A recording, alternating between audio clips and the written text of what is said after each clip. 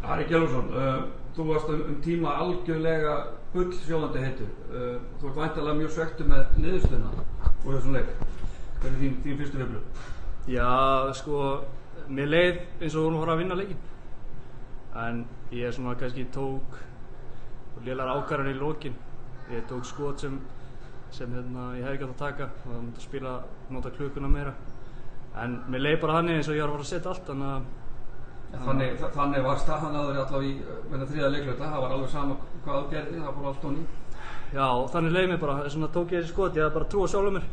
En ástæðan fyrir töpum leiknum er aðalega bara varnarleikurinn, sko. Við þurfum að fara að taka hann í gegn. Já, hvernig viltu, hver er ástæðan fyrir þessu svona hruni í lokin? Bara lélegar ákvarðanir og... Sko, það er erfitt að segja, sko. Þetta hefur verið svona í vetur. Við höfum oft leikt leiki þegar kemur inn í fjórða. En tapaði boltar, lélegar ákvarðanir í sókn og svo þrátt fyrir gott effort þá er vörnin ekki til staðar.